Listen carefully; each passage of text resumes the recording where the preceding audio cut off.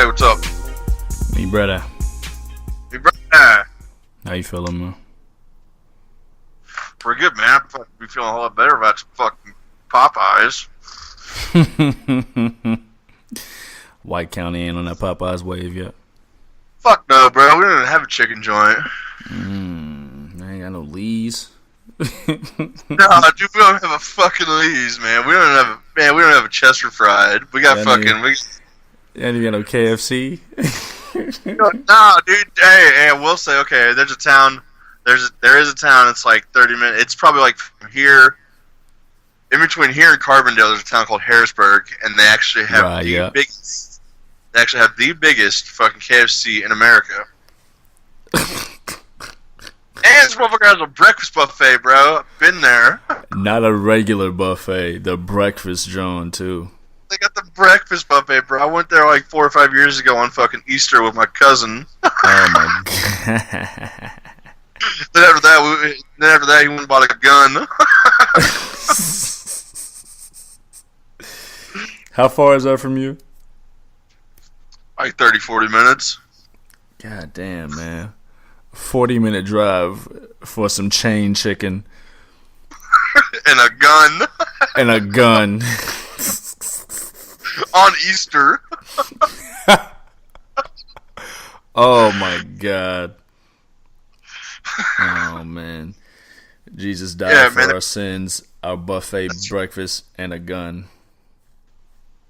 And our firearms. Thank you, baby Jesus. And our firearms. Thank the man upstairs. The only chicken we got down here is like fucking Walmart Deli and like this little shitty grocery store. The other grocery store, it's right across the street from Walmart. It's called Big Giant or Little Giant. I can't remember the name. Mm-hmm. But fucking, they sell like expired shit all the time.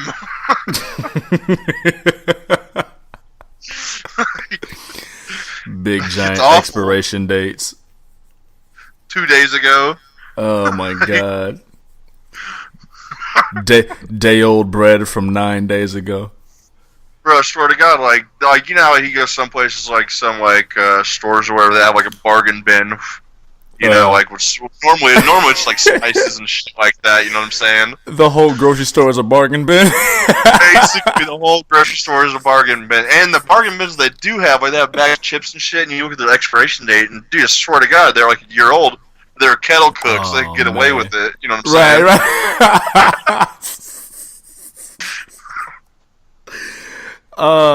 That sounds smart as fuck to me. I mean, yeah, they've been there for as long as I can remember, since I was a little kid. Oh my god, kettle cooked chips from 2016. Yeah, no bullshit, man. Oh, don't trip. It's supposed to crackle like that. Yeah, it's supposed to taste stale. So, you think kettle cooked means? Well, you never had kettle cooked? What's your problem? How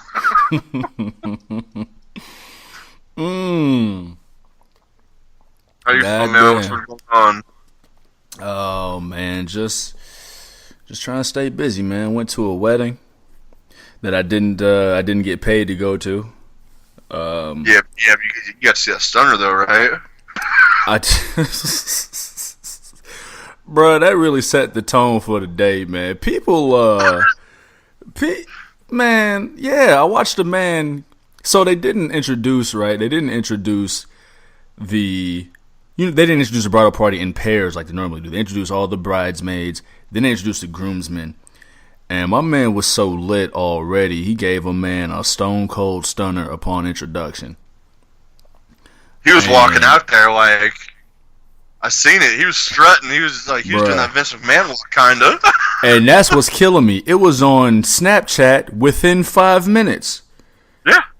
Like I knew, like as soon as you texted me, I was like, okay, bet. I'm on Snapchat, look up some stories. You know what I'm saying? Bet I know it's in these streets. You hit me back 3 minutes later. Bro, I just seen it. I'm like, what the fuck? I even hit up the guy that did it, like that gave out the stunner, like, that was a 6 turn. I was like, what the fuck? How'd you see that? I was like, snap that, man. I'm nice out here, don't trip. Yeah, like 4 hours away, 3 hours, whatever. I'm there. I'm saying, dude, that's a weird thing about people I've noticed. And this wedding was a big example of it. Like, and it's a human nature thing. When it's time for people to like be part of the show and have their moment in the show, they freeze up, they tense up. No, I don't know what to do. I don't know what to say. Face ass. And you gotta go out there and rock it. What's up? You gotta go out there and rock it. You gotta go out there and handle your business. But when it's not their time, when it's not their time to be in the show, that's when they want to do all the catcalling, all the wrong place, wrong time shit. Like, my man who gave the stunner was the best man, and nobody could find him to give his best man speech. He's probably out in the car smoking weed. My man could not be found for a couple hours. Right? But was at the bar after the reception, just like nothing happened, you know what I mean? You know the part where the groom is getting the garter off of the bride's leg and he's about to toss it. Yeah. Like, it's supposed to be a fun moment, but it's supposed to be their fun moment. I'm not supposed to be seeing people walk through the fucking shot, walk on the fucking stage, walking through to be part of the camera angle. Like, no. You had the microphone to say what was on your heart, you know what I'm saying, to be funny, to be heartfelt, to be what, this, that, and the third, and you froze, you choked, you know what I'm saying? There's cats, when cats are giving their speeches, and there's people in the crowd yelling out, catcalling and shit, like, no, I will kick you out of my anything. This ain't your moment. Like, I always clap and shit after speeches when I throw a rooster call up in there, you know, like, but, like, I'm not gonna fucking darn the shit, Yeah, get that, yeah, like, cats, yeah, man, cats ain't got no charisma like that. Like, that shit ain't cool to me, man. I remember being 16, like, I just got my license, didn't want to do nothing but drive, man. Cats want to roll down my window, yelling at people on the street, no, child lock. We don't do that over here. Fireworks at the back window. Man, nah. Like, no, this ain't your show, homie. You just be in the audience. You just ride. When it's your show, you be the showman. Remember, I think it was you, me, and we were driving past fucking Schwarman on Vermilion Street, and you lit that firecracker and you tried to throw it out the window and didn't go out the window and it stayed in the car. Was that my car? Yeah, it was your mom's car. Yeah, and we're still. I've been questioning him any fucking way, so that only makes fucking sense. I definitely did not remember that. Okay, go ahead. Remember? Okay, it was me, you, Little Juries. We were coming back from fucking Shelton Fireworks after we'd already been banned and kicked out. And we're riding down fucking, what street is it? I think it's Bowman. Before you finish, this definitely sounds like a group of individuals that I would not go to one of these places with. But go ahead. Oh, we were there, yeah. Fuck. But yeah, okay, yeah, we're going on Bowman, passing Nor's and fucking Wendy's and shit. And Mercier just gets out, like, he just hangs at the window with a Roman candle and starts blasting cars with a Roman candle coming to us. Like, who was driving? You were driving. Why the fuck? Oh my god, no. You know what? There's a perfect segue, man. I put this shit on Facebook today. That ashy ass place. Friends. No new male friends. I don't want no more dudes in my life, man. Get the fuck out of my life. This was a long. It doesn't make it any better, but it was a long ass time ago. You know we were what, definitely still in high school. Women don't do that shit, and that's not shit that I do. I don't do that kind of corny shit. Oh, you didn't do it. Oh no, yeah, I know, but I don't like to hang out with motherfuckers who do that kind of shit. Like, I want you to be anywhere near me shooting fire out of moving vehicles. No, get the fuck. Other moving vehicles, bruh. Look, you know me, man. I'm very reflective. I'm always thinking about who's around me and who to spend time with, who to give my energy to. I think about the dudes in my life versus the women in my life, and I'm already of the belief that women are way the fuck better than us. Way the fuck better. Now, like, on one hand, yeah, I mean, like, they be like a little annoying because, like, I'm a dude and I'm not like I'm not outwardly emotional. I'm inwardly emotional. But the overall essence of a woman, the thought process, how they move, how they do things, versus some of the dudes in my life. Yeah, there's no process with some of us. It's just go. Like, get the fuck out. Like, dude. I think about, so I mean, of the people I speak to on a regular, right? You're included. There's a couple cats who I've never had to question about who they are to me as people, right? Yeah. So you're in that group. Yeah, man, thank you. There's a couple people, and a name I'm gonna bleep out, even though you mentioned it, but like who I've been questioning who they are to me and what they think of me, right? Why is that? I'll probably tell you that off. I'll tell you that off the air. Right on. But and there's also like the people who mean well, but like are just some head ass motherfuckers, man, who just can't. They mean well, but they don't put in the effort. Yeah, they mean well in your life, but like they either just are head ass and fuck shit up, or they've got no desire to get out of second gear. I know that. And even though those people might mean well, that don't mean you gotta be dragged down with them. 100%. Compared to the women in my life, they all are about something. They're all about something. Growth, being better. They're all about something. And that's all I want in my life, man. To be around like-minded people who are about something and who want more. So the fact that you just told me those stories, you can't write that shit, man.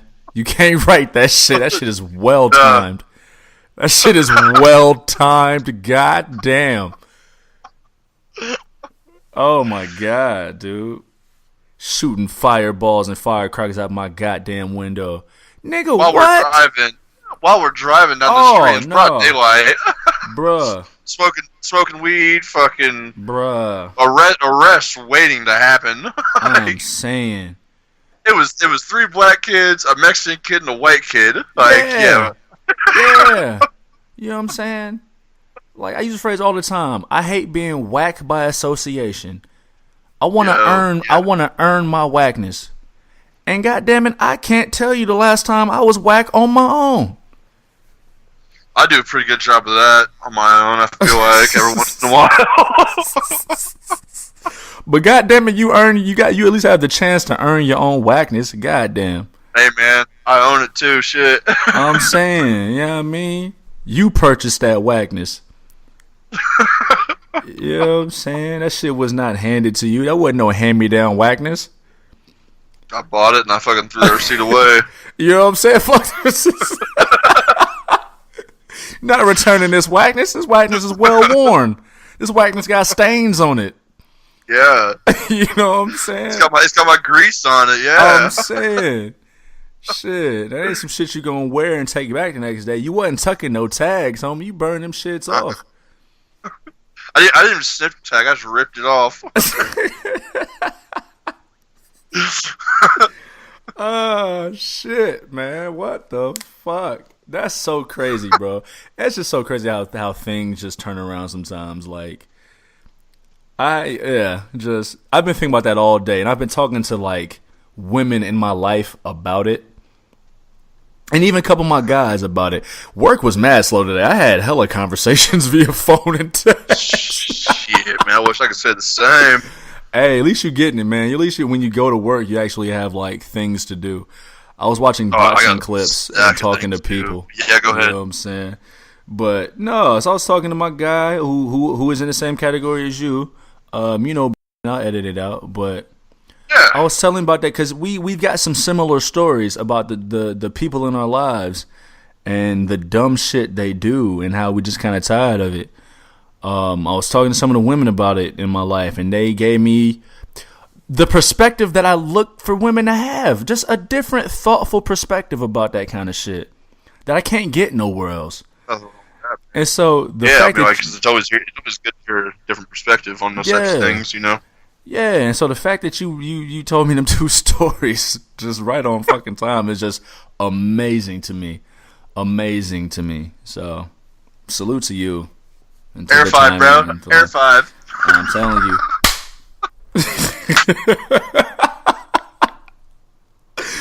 You know what's funny too? That's the second show in a row where we've been able to use that sound effect, but 2 completely different contexts.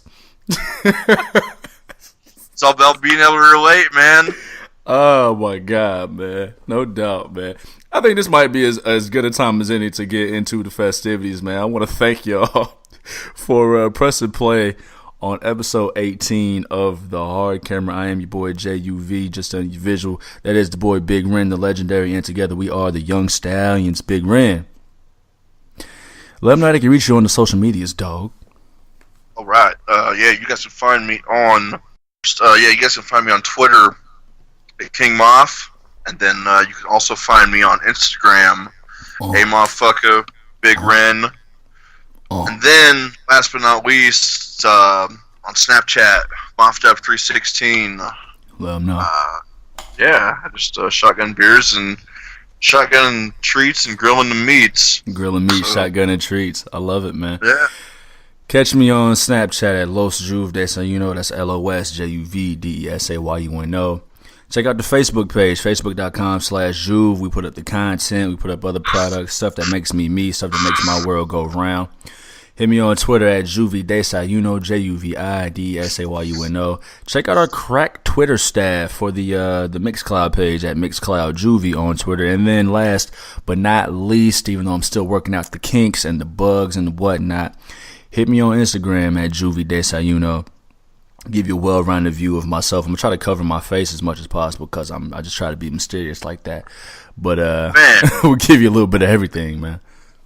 That crack Twitter staff, man, they were gunning on our picks from this past weekend. Bro, they let us know how trash we were. Damn. Hey, man, I still beat you though, kinda. We literally got the same amount right. I still won though. How did you still win? Please tell me. Just because, okay, here we go. Because you tied with me, so that's how I won. It was a draw, so you kept your championship? Yeah. Get the fuck out of here. That's crazy. That is wild. Yeah, we're going to get to the...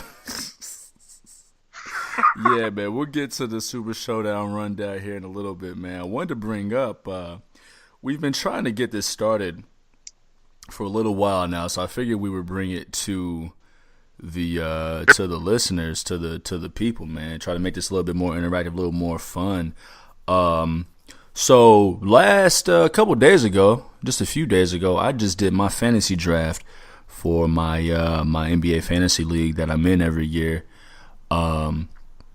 And I know people do fantasy football, fantasy hockey, fantasy baseball. I tried fantasy football one year. I was like, nope, this is trash. Not for me. I never tried fantasy baseball. I never tried fantasy hockey, but I'm always down for fantasy NBA.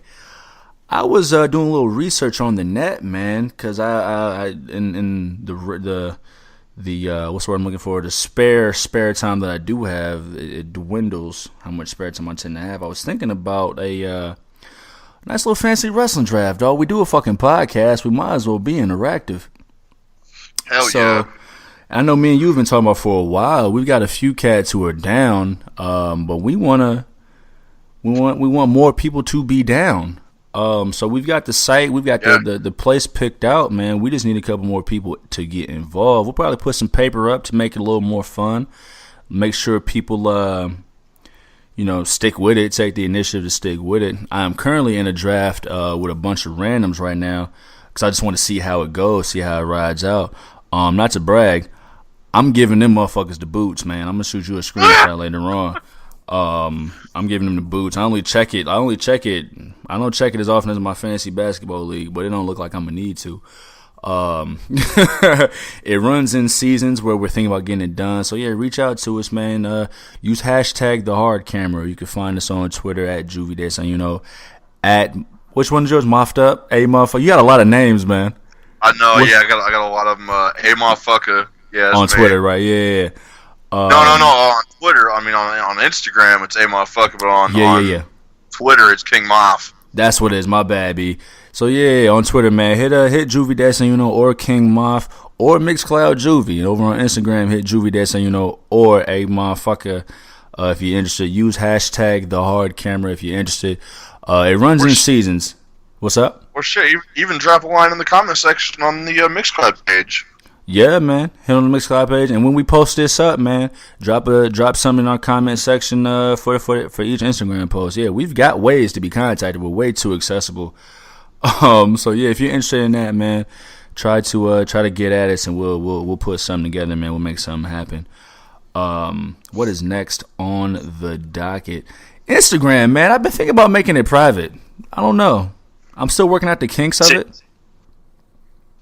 I was private for a little bit, and I was like, fuck that noise, like, whatever, like, I ain't trying to get a new job as of right now, so, like, I'm not too worried about it. You know what? To me, I always thought it was kind of corny when Cash made it private, but I think on this end, and I'm 50-50 on it because on one hand, it's a brand, right? The Juve brand. So I want people to see what I'm about as far as a podcast, as far as the archive podcast, as far as weddings, as far as writing, as far as DJing. The shit that makes me me. But on the other hand, the fact that it's open means that I could be creeped on. And now, cool, I've got literally no problem with being creeped on. But if I have all this stuff, all this content, I'm wondering if I should just be giving it away for free. You know what I'm saying? I mean, free, hell, man. And when I say free, I mean no follow. I mean that's gonna happen, man, for real. Like that's part of the gram, you know. Absolutely, but like, absolutely. I mean, like I don't know the way I am with it, man. As long as somebody's seen it, I don't care if they follow, man. As long as they've seen it, I'm cool with that. Yeah, they seen it. And, no, I feel you. Like, and I'm about that too. Like I'm not really big on the likes on like your Facebook, your Twitter. I'm not really big on the likes, but. For this, I'm still not big on the likes, but I know people put a lot of stock in a follower count. Which is kind of corn.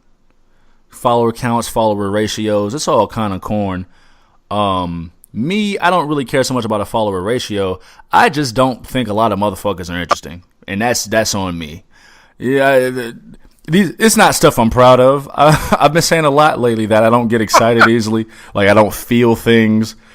I just don't think a lot of motherfuckers are interested. Just a cold motherfucker. I am. I'm a cold motherfucker, man. My favorite people to follow are people that I don't know. Like, because they're just like a different part of life. Well, that and like the people I know in real life don't really like the stuff that I like about them in real life. They don't really translate well on social media. Whereas strangers, they do that's somehow. Their world, you know what I'm saying? Yeah, but I like to think that like I can translate and like socially mediate in like an engaging way. True. And maybe that's me overestimating my ability to communicate, but again, I just don't think a lot of motherfuckers are interesting. Maybe I'm jaded. There's a bunch of boring ass motherfuckers out there. There are, man. There are. That's the only drawback with technology. And again, I may be overestimating my importance or contribution to this world. But I mean, just because you got a smartphone and a Wi-Fi connection and don't make you smart. Smartphone don't make you smart. Access to social media don't mean that you have anything worthwhile to say. You know what I'm 100%. Saying? So, I don't know, dog. I mean, I'm gonna post my shot. Like, if you go to my Instagram and look at all like the shotgun videos that I have on there, yeah. Like, I don't care. Like, I don't do that for y'all. Like, I do that for like those are like playbook videos for me. Like, I save those. I go back and watch those. Like, what can I improve on? You know. But you know what too? What can I improve on? But you know what, too, though? Everybody that I show your content to, they are so engaged by you, dude. Like, real shit. Like, I'll be, like, so you'll send me stuff on Sundays, and I may not look at it that Sunday, but I might be at work on Monday. I'm like, hey, man, look at my guy real quick. They see the look. They see you. They see the shot. They see how you shotgun a whole beer in 1.2 seconds, and how you give like a crotch chop, and they're fucking engaged by you. You know what I'm saying? Like, you have engaging content to a population out here. You know what I'm saying? Thank you, man. Like, and do like that's most real of that, shit. like all that shit is just like off the top of the head. Like, it's just like yeah. The only thing that's not off the top of the head is like, man, I gotta find a good song. Like, I gotta find a good thrash song to rip up a beer to, you know. No like, doubt. Other than that, like that's all me, man. Yeah. And dude, that's even one of my bros said too. One of my guys, Richie, like he was saying that one of his buddies was like, he seen one of my shotgun videos. He was like, "You broke character. Like, why do you break character?" Richie was like, "What are you talking about? Like, this is him every fucking day." Right. Facts, like he is a character. Facts. Super facts, man. So you got a brand, man. Your shit is wanted out here. Fucking Chip the Ripper and was it Primo Cologne? Is it Primo?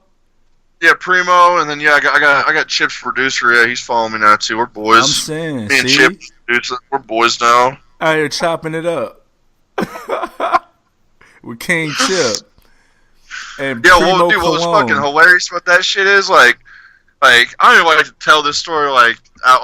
Like I'll tell it to the homies and shit or whatever. Like right. I don't know. I was at work one night and fucking I seen this dude added me on Snapchat. His name was Coolio, and I was like, fucking Coolio, that motherfucker ain't got no fucking Snapchat. I guarantee it's real Coolio.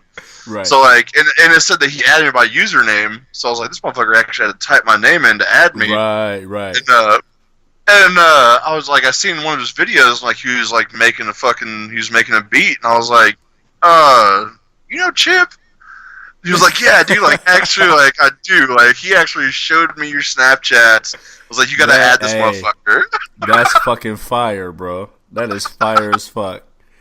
You see what I'm saying? You see though? I mean, I'm just a regular ass dude from fucking the Midwest. You know what I'm saying? I'm saying, man. Yo, that's real shit.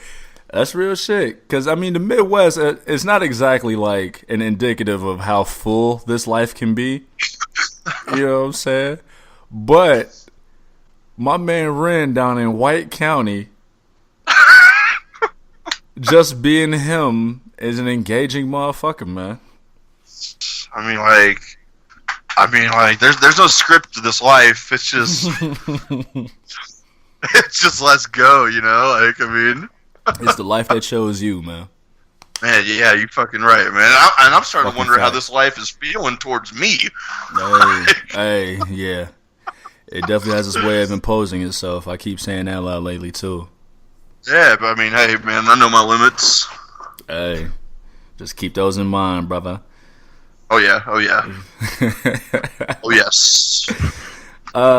So, man, we had the WWE Super Showdown last weekend in Melbourne, Australia.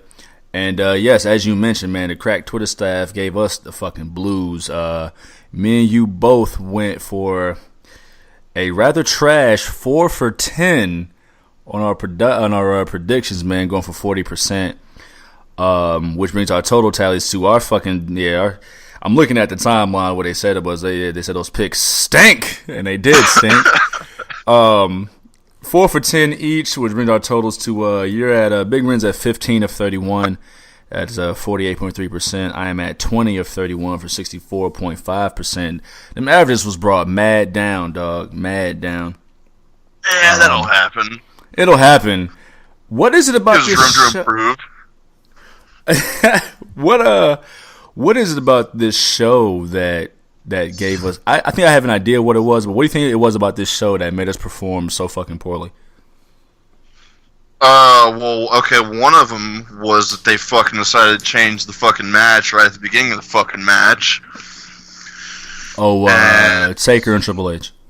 Yeah. like there was definitely some shit that was just like, what the fuck, like. You know, I don't know, like I can't really explain it. Like, I don't know.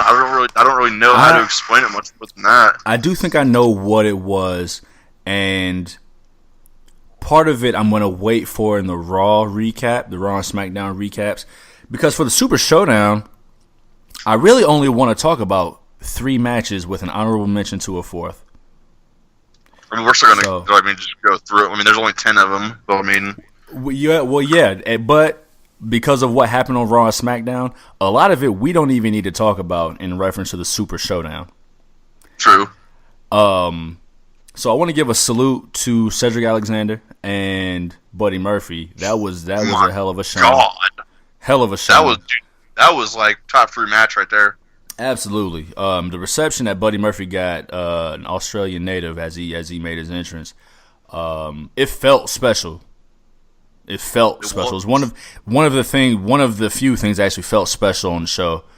Even the Iconics didn't really seem special. Like it didn't feel like being from Australia and the way they were like, yeah, we're from Australia, we're iconic. It didn't seem special. But Buddy Murphy's entrance felt special. His win felt special. And the match itself was thoroughly entertaining. So salute to them. So many close calls on that match, dude. Yeah. Like absolutely, they went back and forth. Like dude, that, like I said, man, that was, and like I said, like I'm not a big fan of 205. Like, well, I'm not necessarily not a big fan of 205, but I just really haven't given enough time to. We haven't worked it into the rotation like that, right? Exactly. Yeah. And it's not fair though, because the WWE Network shows 205 Live and NXT, and I've actually been getting more and more back into weekly NXT watching. I've been binge watching a couple episodes in my downtime. If you look, and we always make the distinction, like the WWE brand, the main roster is our TV shows about wrestling, but the network stuff is wrestling shows on TV. So salute to those, depending on what kind of content you're looking for. But no, absolutely, man, back and forth, thoroughly entertaining bout, man. It was good to see that. What did you think about the Daniel Bryan Miz match? Bro, I felt if you could call it bad. Why no shit. I felt bad for Daniel Bryan. Really? Because nobody noticed the shit. Like, roll up pin, boom, ding, ding, ding. Yeah. Like, I hear you. Like, they're like it was just like it was just like whenever Undertaker got beat by Lesnar at WrestleMania 30. Like, everybody was like, "What the fuck?" and dude, I felt it was kind of bullshit. The match was like 2.5 minutes long. You know, the way it went down at first, I was like, wait, what? But WrestleMania 30 all over again. Yeah, in hindsight though, it was kind of I wouldn't say it was a cool thing. It was something you don't see, like the flash pin, like a flash knockout in a boxing match, right? Only this wasn't as exciting because you're probably expecting more. But like the flash pin, that anything can happen. The whole premise of Daniel Bryan being somebody who can out wrestle his opponent, and plus getting that win over on Miz. So I guess it was cool in that aspect. I did want more just because of that feud, it being that feud. I did want more. The feud can't be over, right? Absolutely not. And we'll talk about SmackDown, how it heated up, and where we think it would go from there. In the meantime, though, let's go to AJ Styles and Samoa Joe. I mean, it was pretty brutal. Yeah, like it was. I liked how they're going back and forth with submissions and shit like that. I thought that was really fun. Yeah. And I mean, like, I don't know, man. Like after the match was over with, like, I don't know. I'm just thinking, like, what the fuck's Joe gonna do now? Because it looked like he was pretty fucking hurt. Yeah. But yeah. We're gonna get back to that here later on in the show. But I mean, like. Yeah, go ahead. My bad. No, you're fine. It was interesting to see Samoa Joe tap out of all people. Yeah. Like that knee, and he did a great job selling the knee, and AJ did a good job working the knee. You don't expect Samoa Joe to tap out. Yeah, I Just mean, like the fucking UFC fight. Didn't expect Conor McGregor to tap out. That's a whole other world, but it's looking like it's going to turn into WWE from what happened, but hey, I'm going to stay man, on track. you know me, man. My mantra is everything is wrestling. All this shit is WWE. It is. It's all WWE. That shit was ECW. I like it. But yeah, no, another dope bout, another and a definitive finish to the feud itself. Like I said, I didn't expect Joe to tap, but yeah, once the knee became the focus, you could kind of see, where the end of the match was going. What do you think about, or anything else you want to mention about Styles and Samoa Joe? I mean, I'm glad Styles won, and I mean, like, yeah. So yeah, I mean, fuck it. I'll go out there and say it, man. Fucking Saudis. That's what match they wanted was Daniel Bryan and AJ Styles. So that's why the fuck this happened. Right. Fuck that, dude. Fuck that. I did read that too. And yeah, a lot of that we can probably save in the Smackdown recap. But yeah, no, they have their audience over there it's a very nostalgia based audience. So if you remember the whole issue with the casket match, Rusev being taken out of it and then put back into it, basically because they wanted to see the Undertaker, but they wanted to see Rusev because he kind of looks like the people. Bulgaria. Yeah, right. He's Bulgarian, but he's also he's not American. Brown, I guess. I don't know. Right. So I don't know. They Yeah. We'll get to that sweet Saudi money here a little bit. That'll be in reference to a lot of things. The main event of the night, as you mentioned, they changed to a no disqualification match. My first thought was that it kind of undermines AJ Styles and Samoa Joe because that was a no disqualification, no count out match. What'd you think about Taker Triple H, man? First off, since it was a fucking no disqualification match, and this wouldn't even matter really if it was still just a regular ass match, Kane should have got fucking Shawn Michaels up out of there, which that will never ever happen. But Kane didn't do a fucking thing that match. All he did was stand there and be all mayoral and shit. Yeah, mayoral. He did get put through a table all trash like. He ate that one. I guess out of fucking, alright, we'll do it from like 100% to 0%. I enjoyed it like 79%, maybe. And that was just like the nostalgia factor, like, because I think that was it. Sucked.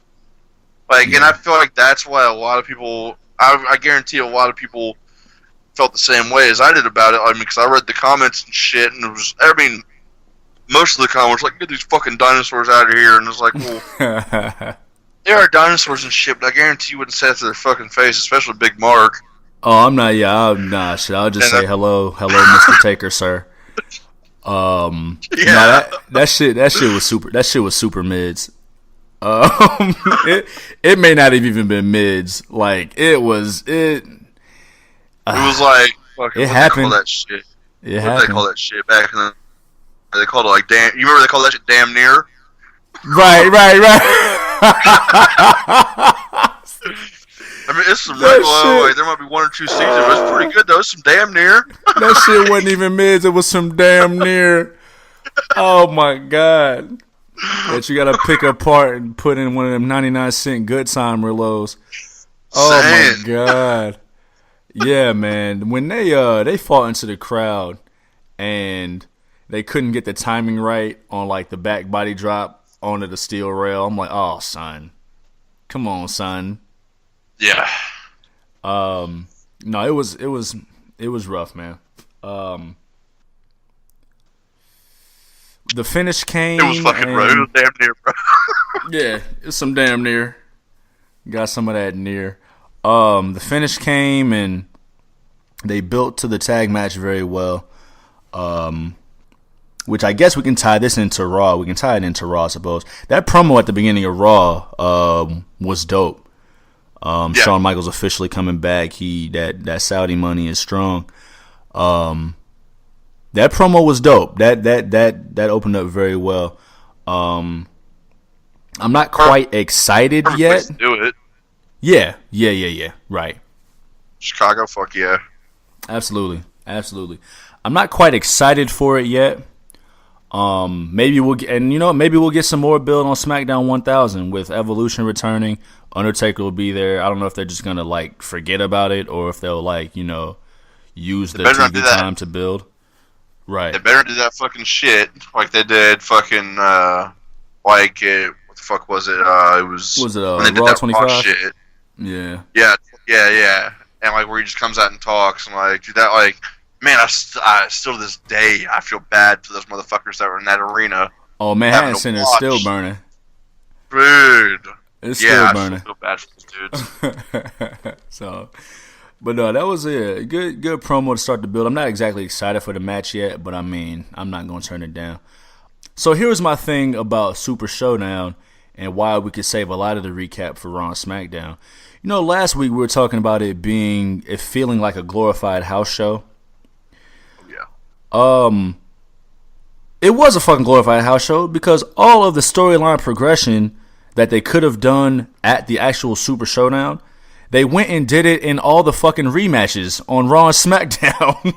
Yeah, that's all 2 they did. days later. Like you didn't have to go to Australia to see that shit. Just go to Chicago. You ain't had to do that flight. You ain't had to make that 20-hour flight. What you doing? The only thing they missed in Chicago was fucking the new JBL. John Cena. Right. You know what I'm saying? Bruh. And dude, that was trash too, man. Like that match, like John Cena couldn't take any bumps. So as soon as John Cena got in there, 1-2 fucking doom. Over. So man, just a quick exhibition. He's still filming that movie. Quick exhibition. But yeah, the entire Super Showdown, the show itself was only consequential for the 3 matches we mentioned. But everything else, hell, what? Rousey and the Bellas, Ronda Rousey and the Bella Twins took on the Riot Squad. So they had 2 chances to build the Riot Squad with a W, and they blew both chances.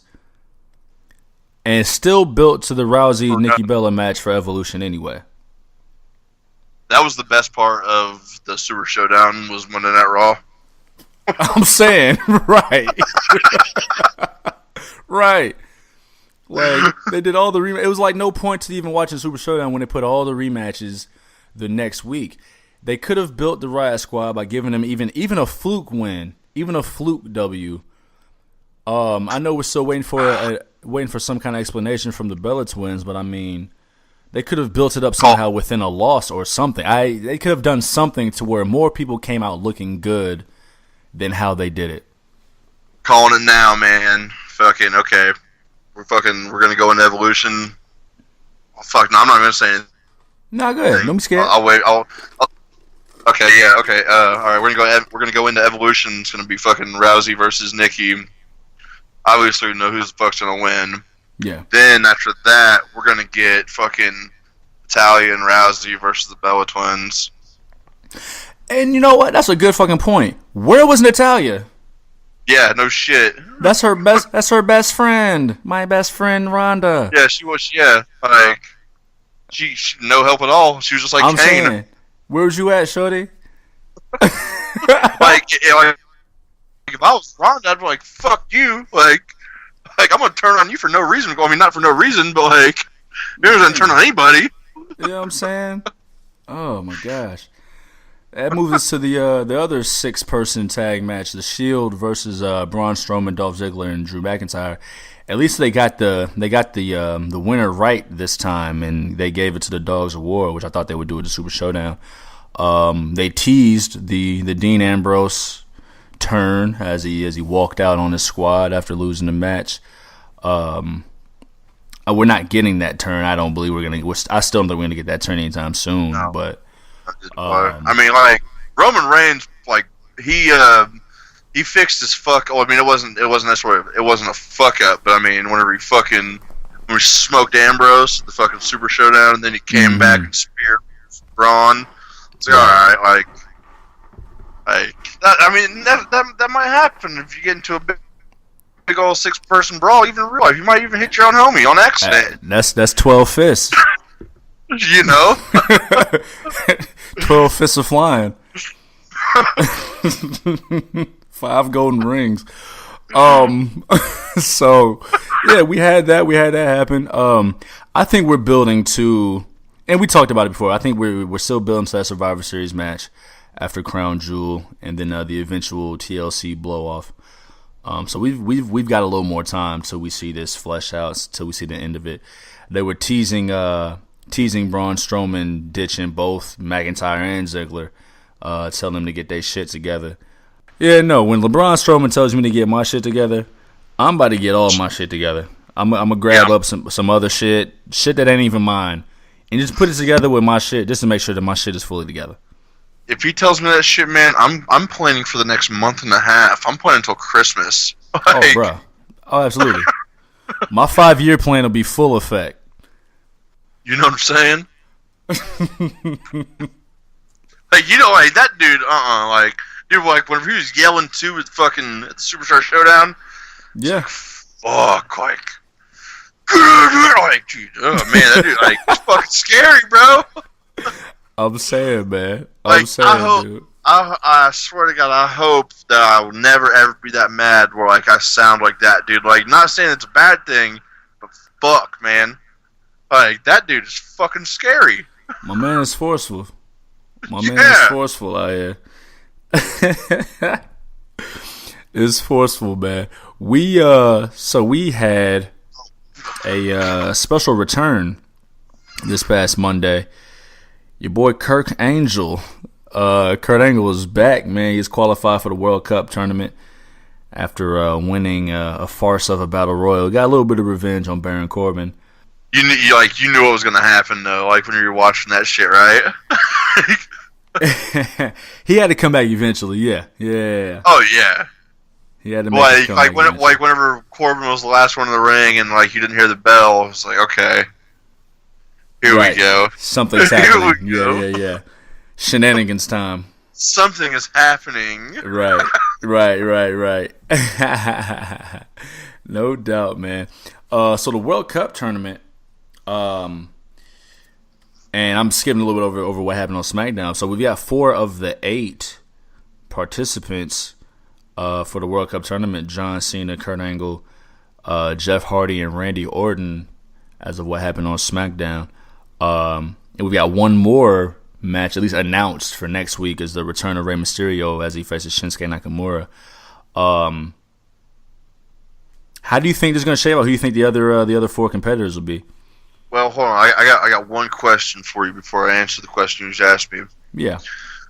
Why are they announcing all these comebacks before they actually happen? So they could get the money. Dude, that's so trash. Like, dude, I feel like they're not even like trusting their own product right now, which is kind of scary. Shit. We don't trust it. yeah, but for them not to trust it either, it's kind of like fuck. Right. But yeah, because they announced Undertaker was coming back. They announced Undertaker was going to be on. Then they announced Shawn Michaels and Triple H is going to be on. Right. And then they announced Rey Mysterio's going to be back. And they announced fucking SmackDown 1000. They announced Evolution's going to be a SmackDown 1000. Yeah. And it's just like where's the surprise factor anymore? Because like there's no the crowd's gonna get fucking stoked for it. Like whenever they're there and actually hear the music drop and shit. But like for us viewers at home, and still even for the people in the crowd, like they still know what's gonna happen that night at some point. Yeah. And if you're smart about if you're smart about viewing this type of shit, like you know when it's gonna happen. Right. So I think the logic is if they're gonna have a surprise, you've got to put the surprise within the big announcement. Because if you just do a surprise, or like a surprise Evolution return, surprise Undertaker return, you're not going to have the rating. You're not going to get the money. So the money comes from people knowing what's going to happen, or at least knowing who's going to be there. The TV rating comes from who's going to be there, and then you work in your bigger surprises there. But don't you think Oh, I'm sorry. Go ahead. No, I was just saying I completely agree with you as far as trusting your product. Like this isn't stuff that would happen in its most hot era. WWE and pro wrestling as a whole is never going to be the mainstream juggernaut it was. This era of wrestling, there are so many companies doing so many great things. The actual in-ring product, as far as overall pro wrestling, is a lot better than it was 20 years ago when it was at its hottest, right? 100%. As far as the actual product. What's missing now is the story. Back then, you don't even remember the matches. You remember the stories that were attached. You remember the moments. Whereas now you're getting better matches, but you don't have any stories. You've got no cool factor. There's nothing cool about what's going on. See, like my shit with it is like, don't announce these motherfuckers coming back. Like it'll be people like you and I, like telling their other friends that don't watch wrestling, that used to watch wrestling, like, yo, Undertaker came back, HBK came back, Rey Mysterio came back, and they'd be like, damn. But I'm going to start watching it again. And that's what they should do. Right, and again, they don't care about us because they know we coming back. They know we're going to come back every week. So if they can catch that eye that's not watching all the time with a nostalgic name, on one hand, you're going to get the, oh, shit, he still wrestles? But on the other hand, you're going to get, okay, let's see what's going to happen because I know this guy, I know this name. But again, it's a testament to the lack of build and the lack of trust they have in their product to where they don't have those same names that can carry like they did 20 years ago. The cool factor isn't there like it was before. Like the most enduring aspect of pro wrestling now is two things. You have the offshoot of the NWO t-shirt in whatever form, and you got people telling people to suck it still. You know what I'm saying? Told my boss to suck it the other day. So you're like, yeah, exactly. You know what I'm saying? Like telling people to suck it is never gonna go out of style. Fortunately, and you know what I mean? Same to the fucking the thrust and the fucking X. Like, dude, yeah, bro. Dicks are here to stay forever. Yeah, we here. Sophomoric humor, man, is here to stay forever, man. But yeah, to take it back to the World Cup, man. And it's not virtually impossible to see who to call who's going to be in it. I think Ray beats Nakamura somehow because I think what they're going for with the World Cup tournament is taking as many well-known names, because I think it makes it seem like this entire tournament is going to take place at Crown Jewel, which means that's 7 matches right there, unless there's going to be like a draw or double count or whatever. So I see the entire tournament popping off at World Cup. So, the World Cup at Crown Jewel. So fill it up with all the most well-known names you can, and then go from there. Because look who's in it now. John Cena, Kurt Angle, Jeff Hardy, and Randy Orton, with a chance for Rey Mysterio to be in it. So those last 3 names are going to be filled up with names that have transcended eras and transcended generations. Damn. What are we witnessing right now? 2002. Man, no shit. 2002, out the ass. I'm looking forward to it though. I think they can pull out some good. I mean, you got veterans doing it who can pull out some good matches. It's just a matter if they can go and if they want to actually pull out high quality matches if they'll have the time to do so. It's gonna be a 4-hour show. Oh yeah. And so what? Sure. Super Showdown was 10 matches. Right, 10 matches, 4 hours. There aren't gonna be any women, so no women's matches. So hell, 7 tournament matches and 2 championship matches right there. Yeah, so that's at least 9. Yeah, so that'll get us there. So we'll see how it goes, man. And plus the tag match. So that's 10 matches right there. There we go, man. 10 matches. So I mean, on paper, Crown Jewel could be a more fun event. We'll see how it builds. We got a few weeks, of course, but it's gonna be stacked with veterans, man. That's Saudi money. They stuck in '98. Oh yeah, 100%, dude. I mean, that. I mean, that just goes back to what I was saying a little earlier ago about the Styles and fucking Daniel Bryan match. They just did that because they wanted to see that match. Yeah. That one. Salute to them. That's definitely not '98, but it is definitely the two popular, Saudi two money. most popular. Yeah, that's Saudi money. Yeah. Before we leave Raw, before we jump into SmackDown, because I got into Raw a little bit late. I caught the promo, the opening promo later on. I got into Raw. I tuned into Raw when your boy Big Bob Lashley was facing Kevin Owens, and my man, Leo Rush was on the microphone. Oh, fuck, motherfucker. That's my dude. Hey, that's the dude, man. Can't stand that motherfucker, bro. Hey, that shit is fire. But what did I say during the text message? There was probably like 5-6 minutes left in the match. I said, yo, they're going to turn Big Bob soon, and I'm rolling. I'm cool with that.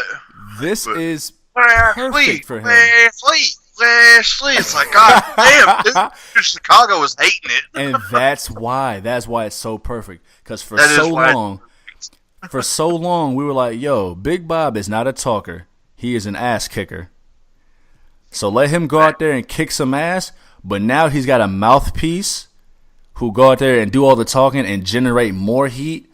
So he'll get Bob into some shit, and Bob will handle that shit.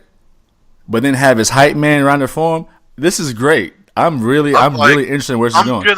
I'm gonna eventually flip side. It's gonna take me some time because I 100% agree with you. Like he's a fucking he's a heel now, and Leo Rush is fucking annoying as hell.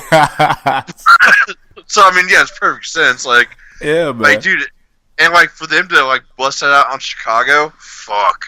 Like they're lucky it was like nicer than that.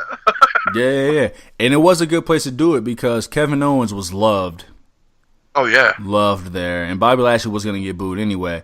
But the fact that they even paired him with Leo Rush weeks ago lets me know that they had this coming. This was coming.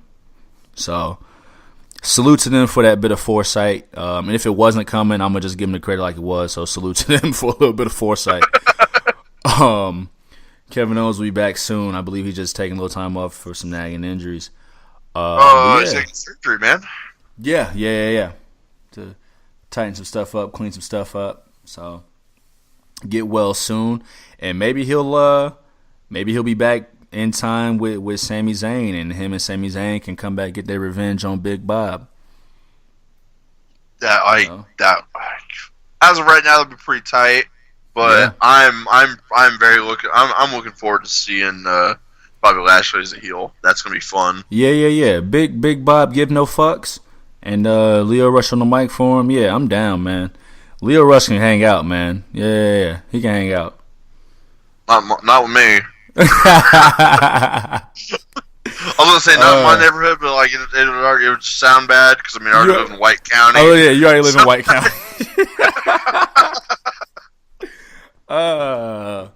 You know what's so funny? So before I really knew who Leo Rush was, you know who is a huge Leo Rush fan? Who's that? Topanga. Get the fuck out of here. Topanga. Boy Meets World is a huge Leo Rush fan. She can hang. Bruh. Absolutely. But she's a huge independent wrestling fan, Topanga. That's tight, man. She's been a huge Leo Rush fan for a long time now, which I think is fire. I don't know too many chicks that are into wrestling. You know what? And again, I mentioned it earlier. The Midwest is not exactly a good indicator for how full this life can be. I was talking to my guy, man, about in my day to day. I'm not gonna mention my full time gig, but I had a client who was wearing a Zack Sabre t-shirt. For those not to know, Zack Sabre is a big name on the independent scene. So I read his shirt and I'm like, oh, okay, I gotta weigh in with this dude. But he was like what people would think of when they think of like a pro wrestling fan. I know exactly what you're saying. Yeah, not a good looking dude, overly sarcastic, kind of standoffish. And you know how pro wrestling is anyway. There's a certain air of, oh, I know more about it than you do. And he was 100%. Giving off that air, yeah. So you look at me and like So one time I had to ask for some time off a year ago, actually, when Raw came to town. I asked for some time off to get off early, go check out Raw. And they were mad surprised that I was going to see Monday Night Raw. Like, I don't. Whenever I started the gig that I work at now, and I told them, I was like, I'm going to, I need some time off because I'm going to WrestleMania. Yeah. And they were like, what? Like, right. Really? Yeah. It's like, on one hand, if you're not a fan, there's like the really you're involved in that, or there's like the you don't look like a fan, like. But the thing is, you don't like, what the fuck am I supposed to look like? Yeah, you know what I'm saying. But the thing is, like, around the country, like, there are like all shapes and sizes. If I look like just a regular cool black dude, there are mad regular cool black dudes who are wrestling fans. I think like the only thing that I know about like, on Twitter. I think like the only thing that I know about like Chrissy Teigen is that like she was at a fucking WWE event and was pissed because she had to leave early. Right. She didn't even want to go. She didn't want to go. Yeah. And got there and was like, damn, I don't want to leave. Like, why do we have to leave? Yeah. Yeah. That is the perfect segue because this past Smackdown, I was at this past Smackdown. I was there live, in color, in person, and I went with a non-fan. How was that, man? I gotta hear how this was. You know, you know how earlier I was talking about how like women are the best, but they're like slight annoying? And I'm trying to speak carefully because I know. So she listened to last episode, to not all of it, but the beginning of the last episode. So she might be listening now, especially because she knows that I'm going to talk about it. So like, you know me, I'm calm, I'm cool, I'm not moved. I watch as a fan, but I also watch as an analyst for the show, right? And that's because that's just how my nature is. So like at first, it was kind of like she was dismissive of the entire thing. So on her phone, like whatever, like no, not even on her phone, but like as we were walking up, just certain things that would be said and how they would be said. Like it was just kind of a big, like, you know, not joke, but there's a certain dismissive nature to it. Like she was happy to be there because she wanted to know more about what I'm into and why. You know what I'm saying? So I appreciate that aspect, but there was a certain aspect of like there was a dismissive tone to it, and I'm just rocking with it. Cool. But by the end of the night, she was in it. She was there. Give me t-shirts. She was in it. She was. So we sat through a whole taping. Like the whole taping, it was first they taped 205 Live. Leo Rush had a match with Lindsay Dorado. Cedric Alexander had a match with Tony Nese. Then they had Smackdown, the entire 2-hour Smackdown set. Then they did Mixed Match Challenge. And then they did the dark match. The dark match was Daniel Bryan versus The Miz, right? Daniel Bryan versus The Miz, like, it was 15 minutes, but like 13 minutes of it was them just having fun on the microphone. Like, they had the crowd in their hands. So and tight. Like, some corny dudes left because like they're such huge fans, they just want to see the wrestling, but they're not huge enough, cool enough fans to understand what was being done. That they had the crowd in the palm of their hands just with the microphone, using old school wrestling tricks.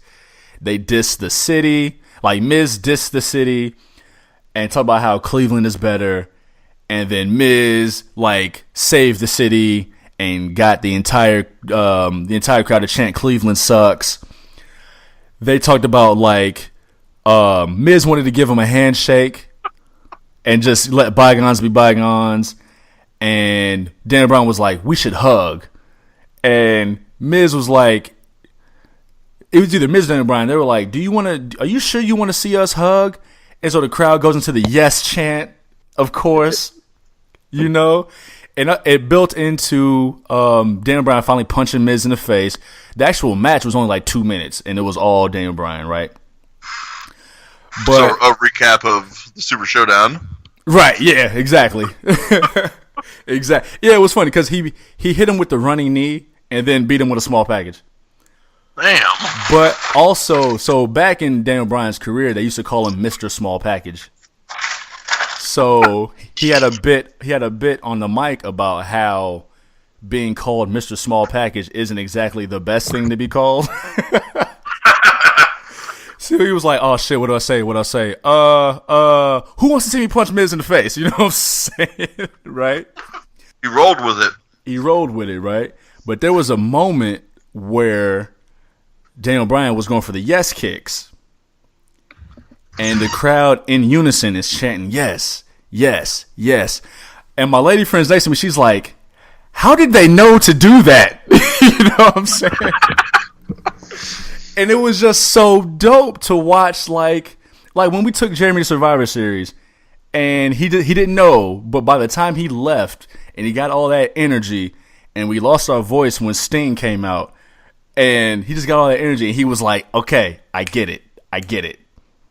We got to watch fans being born. Yeah, right. So, like, to an extent, like, over time, she got it. And so she as well, she was in gymnastics for a very long time in her life, right? Mm-hmm. So the athleticism, she was captivated by that.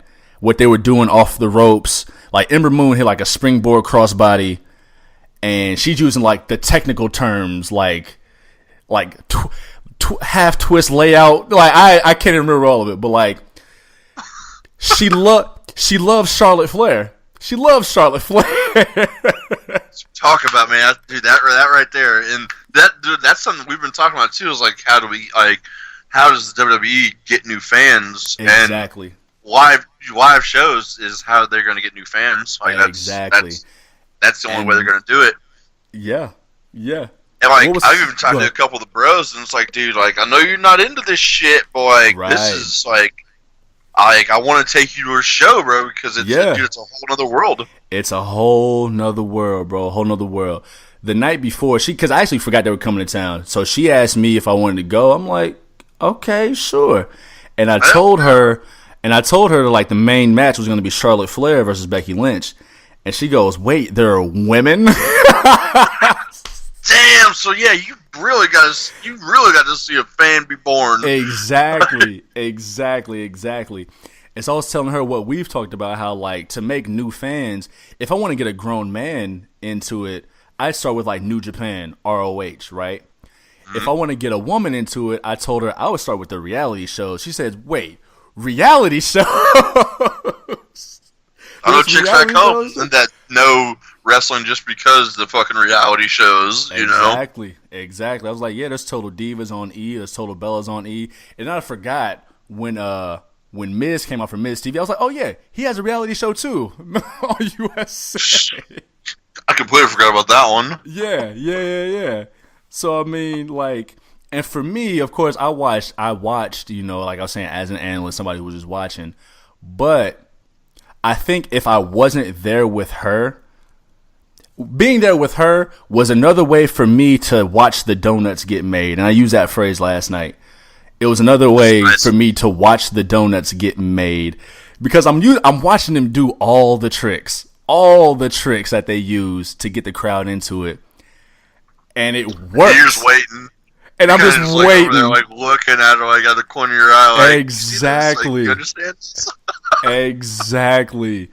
And so I'm kind of telling her little insider things about double downs and how they're using it to build drama and all that. And I'm watching it all work. And I'm watching it work on someone who's never been there, who's never watched a stitch. Like, who's like male family members were watching 20 years ago when it's at its hottest.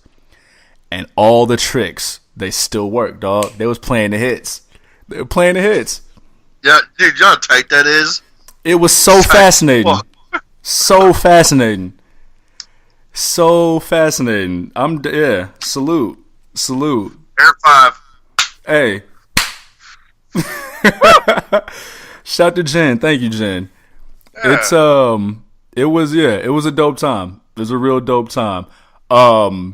So mixed match challenge happened, and I told her it was Finn and Bayley versus Braun and Ember Moon. And as Bayley's coming out, right, she sees a wacky inflatable tube, and she's like, "Oh my god, I love those!" And then I'm like, "Okay, so this next guy's about to come out. And there's got to be a little crowd participation that's going to happen. Now, watch your face. I don't want to smack you in the face."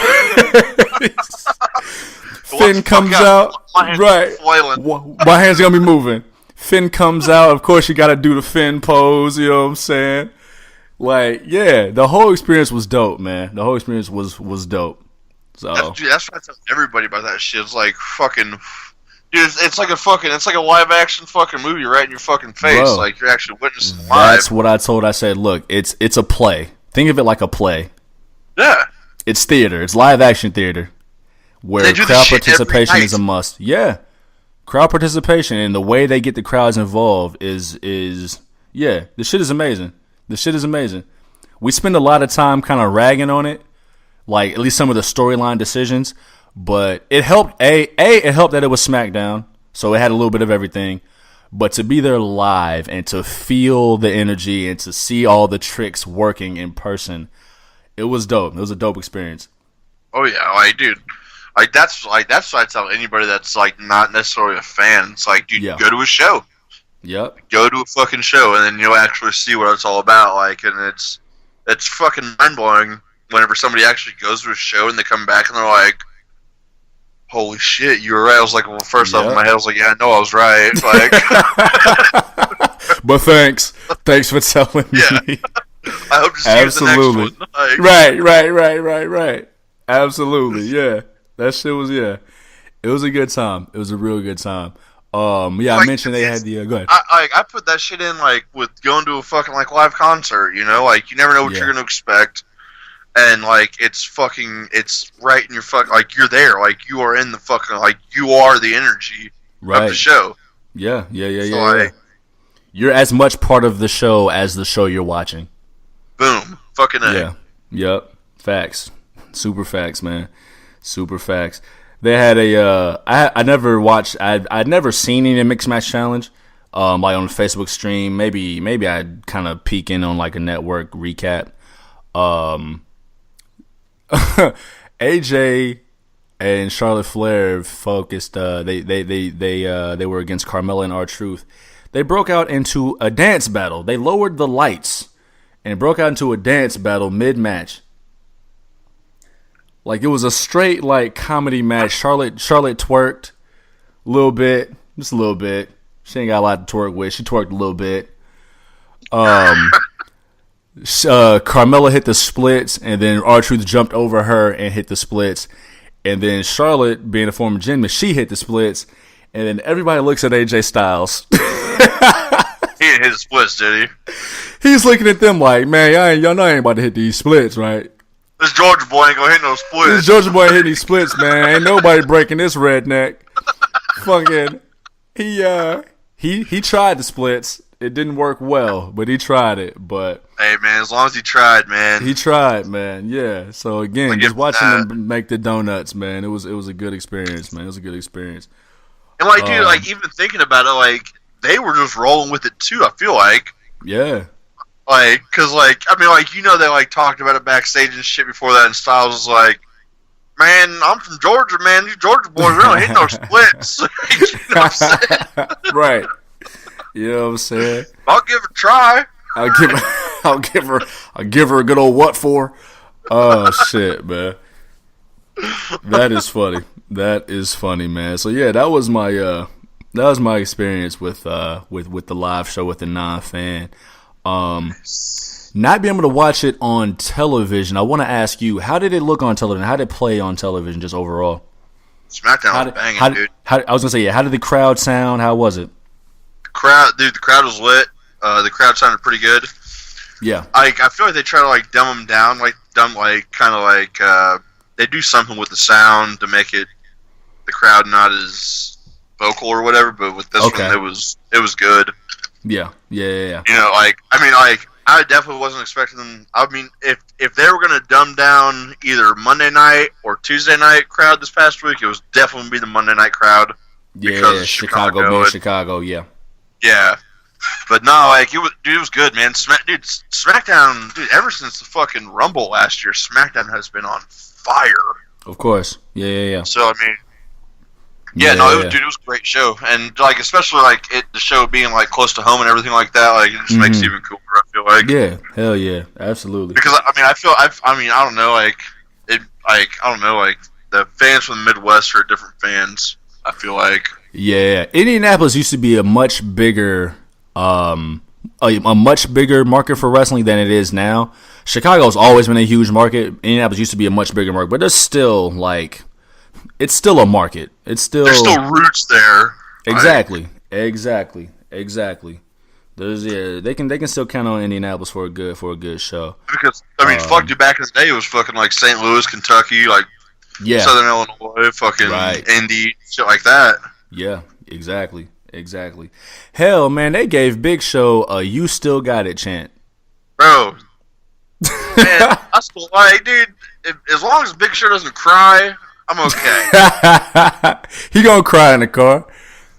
And he probably cried after that fucking RKO, dude. That RKO was nasty. It was. It was so nasty. It was. I saw him running and was like, oh, it's a wrap. And yeah, he wouldn't hit it, man. He knocked it out. But it's so funny. I was telling you before, like, WWE crowds, like, kind of get on my goddamn nerves. Like, on one hand, right, they gave him the "You Still Got It" chant, but the last time he was on TV, they was telling him to please retire. Dude, like, it's a flip. It's the fucking flip of a coin how the crowd's gonna react every night. Flip of a coin. You know, and then like that sounds shitty. I think it sounds shitty at least, just because like, and dude, I'll be the first person to say like, yeah, I'm a flip flopper with Roman Reigns and John Cena. You know what I'm saying? So sometimes like, I'll be in that percentage of saying like, fuck you, John Cena, the next night. Yeah, John Cena. You know? Right. They pulled out the "This Is Awesome" chant. I'm so sick of that chant. I'm so sick of that chant. You are. I'm so I think I sick. love it even more that you hate it.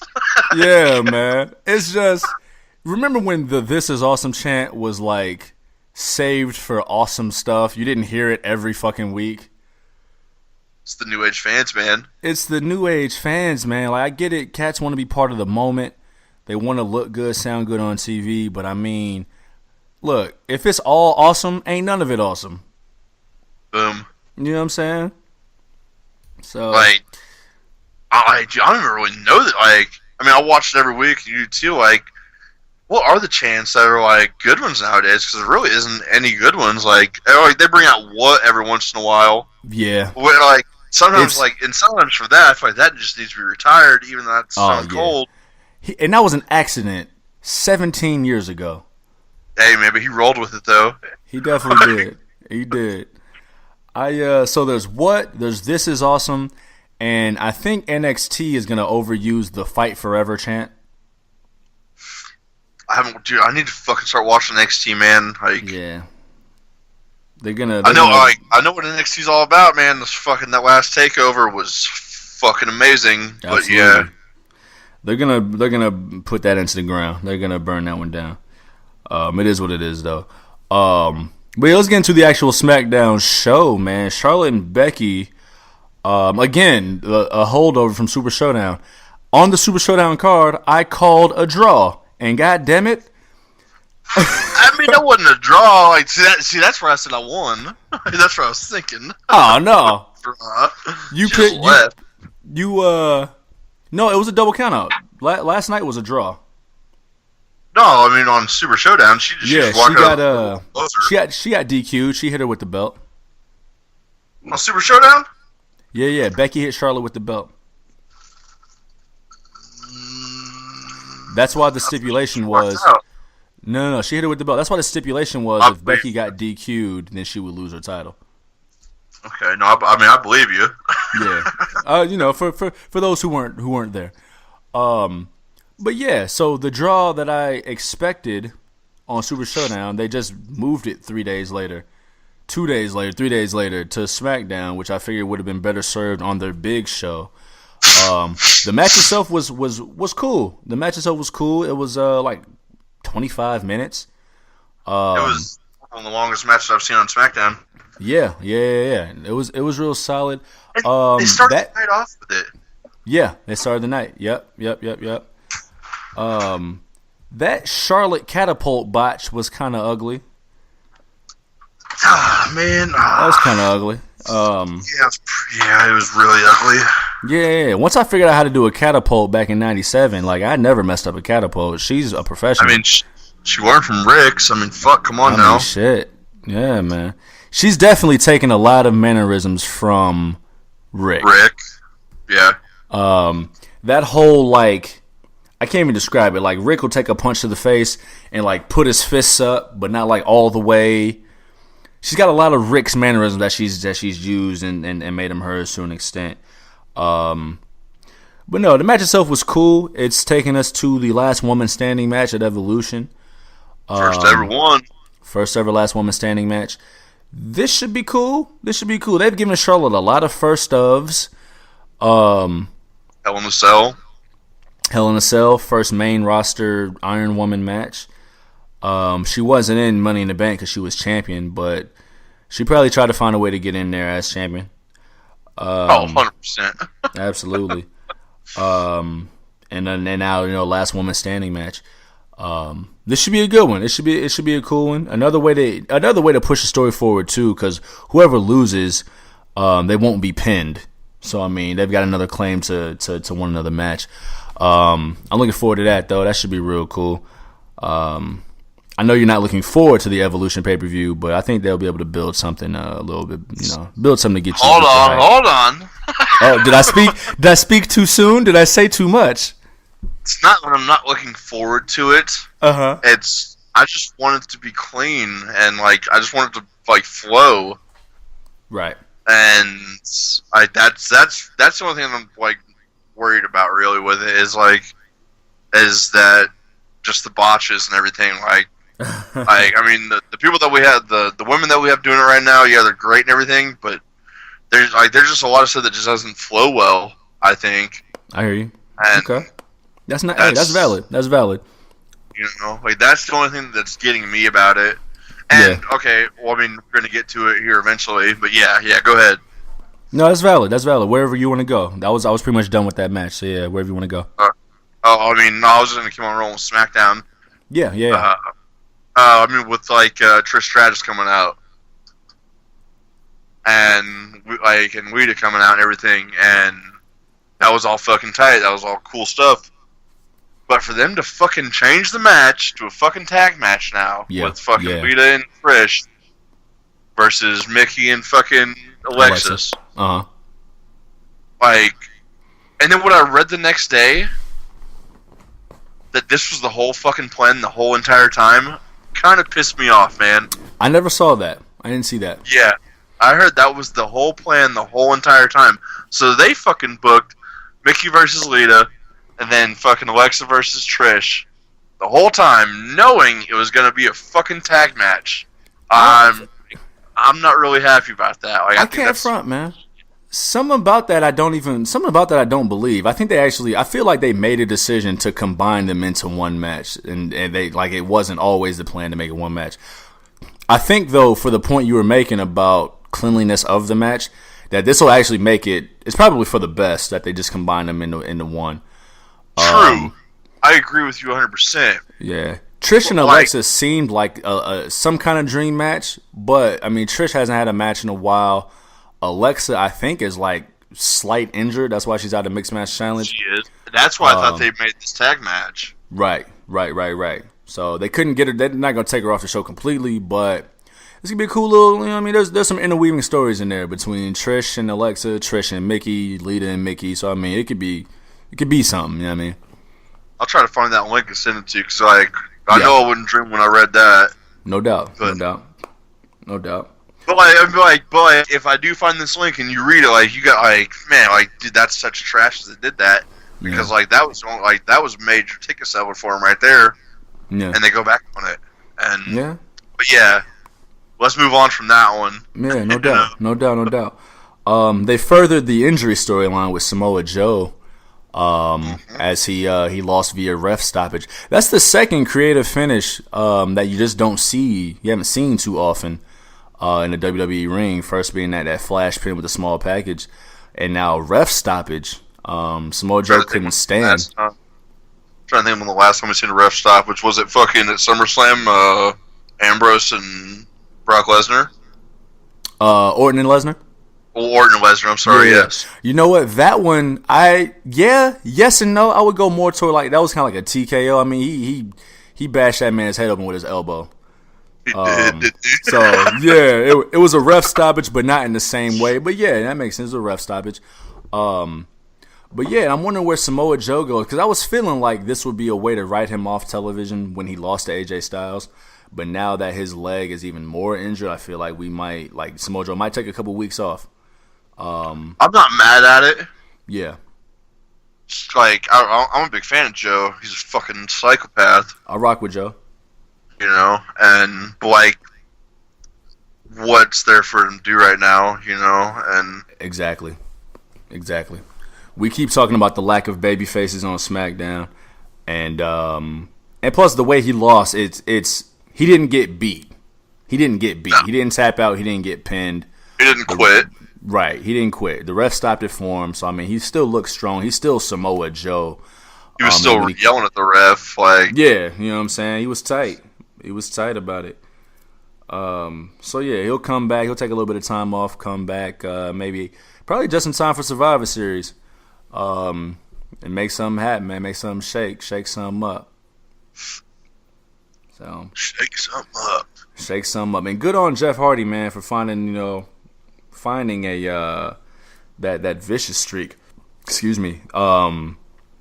It's almost like a character development after Hell in a Cell, because I think that's the first time we've seen him since Hell in a Cell, right? Yeah, correct. So it plays off the idea that the cell changes you, that it makes you something else. So he showed a vicious streak, especially against one of the most vicious motherfuckers on the roster. So I mean, good on him. Salute to Jeff Hardy. And he's got a slot. Ear off. Yeah, right.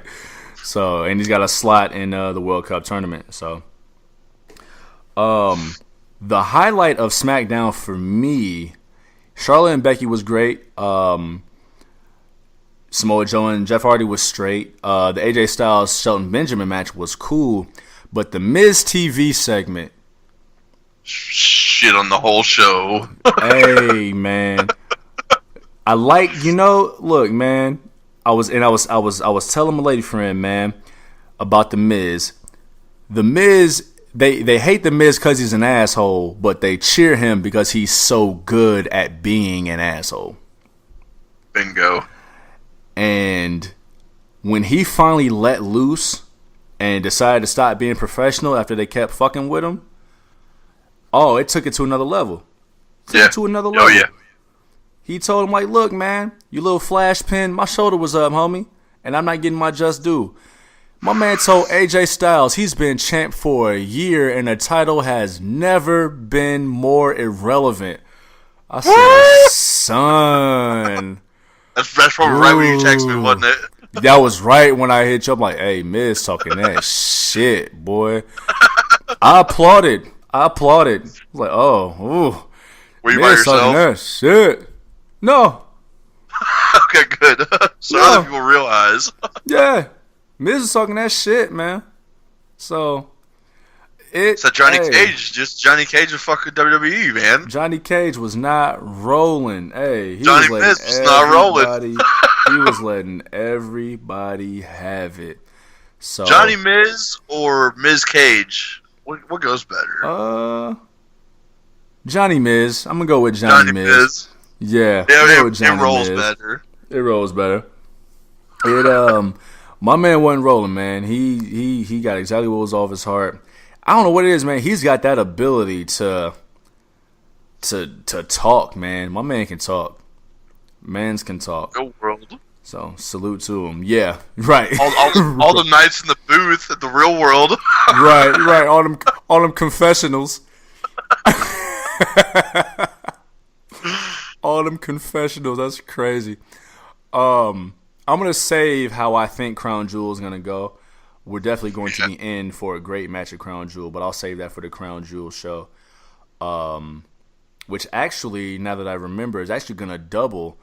So that show, listeners, just for your something to look forward to, that's going to be both the Crown Jewel prediction show and the Evolution recap show. So that's going to be a big one. That's going to be a long one, pause. And stick around. That'll be in a couple weeks. But yeah, we're going to get a great AJ Styles Daniel Bryan match. I'm looking forward to that. I'm looking forward to see where this story goes, man. Miz claimed next. He's taking next. And we're going to see how it goes. I was a little disappointed, man. We didn't get no Usos. We didn't get the New Day. We didn't get Shinsuke. But we still got a good show. Yeah, but we still got a good show. SmackDown was a good show. SmackDown was tight. SmackDown, like I said, SmackDown has been on their fucking game since Royal Rumble last year. Yeah. They've been shitting all over Raw. And, I mean, dude, take Raw back to 2 hours, man. Cut all the bullshit out. Yeah, and that check from USA, they'll never go back to 2 hours, but SmackDown having the smaller roster, it gives them the chance to write longer, better, more cohesive stories that can intertwine and naturally progress. So, yeah, salute to them for that. Anything else about SmackDown that we might have missed? Anything you want to add on? Wish I would have been there. Facts. True. I mean, actually, I was there. Oh, man. Yo, maybe I'll try to package this in on Instagram. I'm gonna add the second photo. I swear, look, I looked to my left, man, and I swore I saw the boy Big Ren in the crowd. I had to send my man a picture. I seen this fucking picture, bro. Yo, and I was like, who the fuck is this guy? This is fucking, this dude looked just fucking like me. Dude, it's like it threw me off, man. I definitely had to double and triple take. I thought he wasn't gonna be it. The Midwest white boys. White County. Off the ass. Facts, man. Super facts. Well, man, as we're winding down, man, we're having this was a great show, man. Really good show. Yeah. Yes. Want to thank y'all for listening in, man. Once more, if y'all are interested in starting up this fantasy draft, man, hit us on our Facebooks, man, our Twitters and whatnot, man. Let them know how they can reach you on the social medias. First off, if you guys want to get in on this fantasy wrestling shit, probably best if you guys just drop a comment on the Mixcloud page. But also, you can find me on Twitter at King Moff. You can also find me on Instagram at amoffucka. Oh. And then, last but not least, you can find me on Snapchat at MoffedUp316. No doubt. Hit the Facebook page, man. Facebook.com/Juve. The Snapchat profile, Los Juve Desayuno.